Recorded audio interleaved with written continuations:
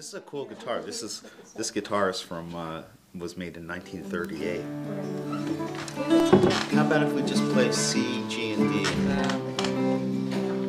We started in 1994, so we've been going for 10 years, and it started as 3 musicians, and today we have over 30. Tunefoolery Concert Ensembles, which is a troupe of psychiatrically disabled musicians who go around from place to place, like events like this, and perform, partly for the fun of the music, and partly to demonstrate that we too have something to offer society.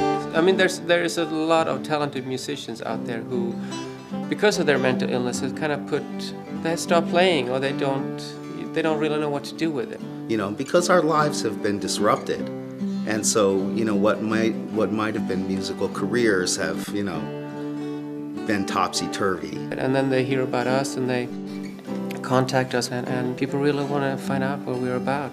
Well, I've gotten a lot more self-confident on the guitar and with voice, because I practice it a lot because I have incentive to practice it a lot, namely the hope of another Tunefoolery gig.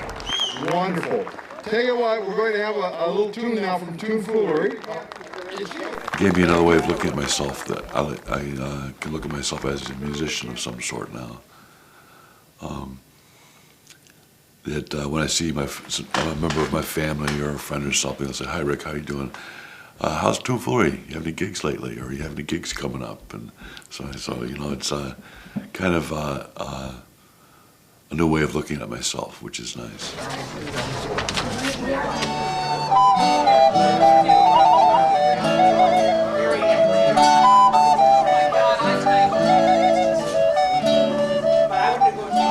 Since all of us are consumers, playing music brings us together as a group and gives us a sense of camaraderie. These people have all been playing music for years with no real performance opportunities, with no other people to play.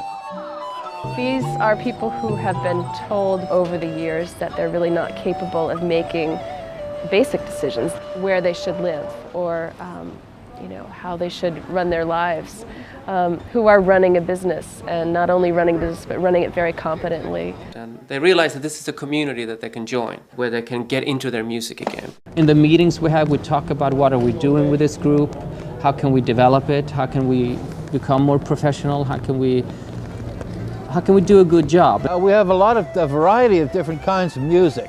We have classical music, we have a klezmer band, folk singers, the whole range. Just bringing music to people in their venues, which are for Tunefoolery are nursing homes and social clubs, is very satisfying, because these people don't really get to hear live music much. My favorite is the ed outreaches, where we go out to schools and talk with the kids and tell them, we have mental illness, but we also have other aspects that are valuable, and play for them and then talk about mental illness. Well, what does happen more often than not is that someone say, yes, my father has something, or my sister, or my brother, or something like that, and I'm glad you could come play for us. So that means a lot to me. It means something to them too. They want to feel good about their family member, and they like the music, and they see us up there, and I think it gives them a good feeling. Yeah. Another way to view their family member, I think. All right, more music from Tunefoolery. I'm going to do a Pastoral by Frederick Handel. He wrote the Messiah, he wrote the water music, he wrote the firework music. Very popular, and a full-blown manic depressive all his life, too. That's why I take after him. Da-dum, da-dum, dum. An innovative and exciting organization, Tunefoolery is in tune with the fact that creativity has been a healing power throughout history.